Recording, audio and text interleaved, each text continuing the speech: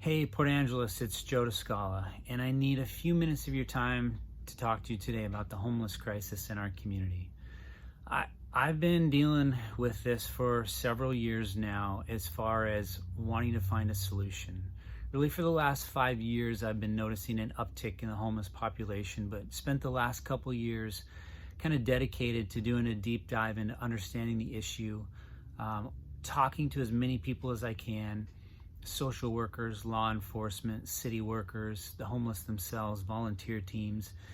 And, I've run the full gamut of emotions. I've been really hopeful. I've been really sad. I've been angry, like all the full gamut. Like I'm sure you have too, as you've witnessed an increase in the homeless population and what it's done to our town and the streets in our town. Now, it is a complex issue. I completely understand that. But we need to stop using that as an excuse for not doing anything. I feel like it's time to really get our hands dirty. And in my experience, I've come to a few different conclusions, and I want to share those with you as well as my solution. The first conclusion is that there are people that are trying to tackle this problem. If you look throughout the landscape of our community, we have a ton of services. I want to honor those that have skin in the game. There are really some great organizations, medical teams, law enforcement teams, committees, I mean, you name it. If somebody wants help to get off the streets in Port Angeles into more stable housing, they can do that. There is a pathway, albeit that there are some holes in that pathway that need to be filled, but they're being worked on. So I want you guys to know that there is a system in place for people to get help. The second thing, though, that I've concluded, and I really feel that this is where we need to put some serious effort, is there's been a huge lapse in keeping our streets clean and safe.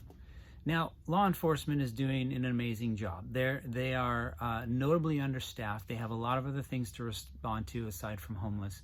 However, we have grossly neglected what's happening in the streets of Port Angeles, our public spaces and parks. If you allow somebody to come in and do whatever they want, wherever they want, however they want, with complete disregard for their surroundings, you will end up with chaos in what we're seeing right now. There are some areas on the Waterfront Trail in our downtown corridor that I'm ashamed of when people come and visit. And I'm scared in the sense that they're very unsafe. I've been on the volunteer cleanup crews. I've seen what is in those areas, and I mean, my heart just breaks for the small amount of volunteers going out there, because they have a monumental job. And if it wasn't for them, this problem would be a lot worse. And so what we need to do is really fortify what is happening in the cleanup arena. I have created a brand new organization called 4PA. It's a nonprofit organization that is going to be dedicated to two things: cleaning our city and homeless support. Those two things do not have to be mutually exclusive.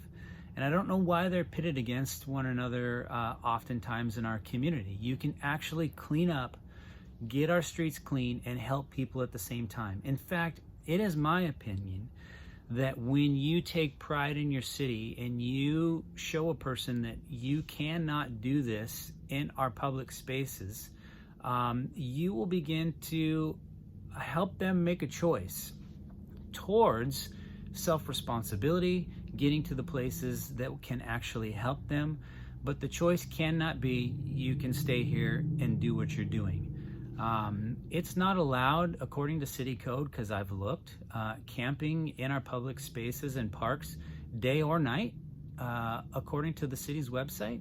And so it can't be done. Now, I'm not suggesting that, because I've been in the business of helping people for 20 years, and my primary goal is to get people on a good pathway. So I'm not suggesting we just round people up and boot them out. I understand that it can't be done like that, but you can put healthy pressure on a person to make a choice and have them not be in the public spaces.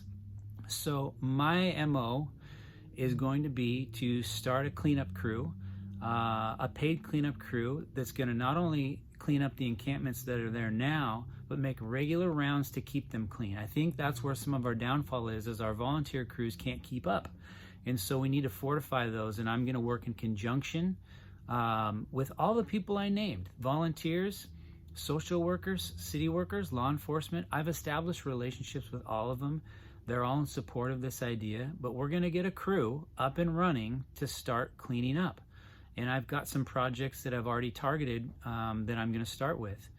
And you know, if a person resists and they don't want to leave, that's where we will get other agencies involved to help them along that pathway of getting to an appropriate place. But I'm going to clean up around people in a lawful manner within the rights and the contracts that I've established with the city. And we'll send a message eventually in educating people that our public spaces are not some place that you can be. So for encampment and for making a residence, I want to clarify. So my organization 4PA has already started. I've got everything, the foundation work laid.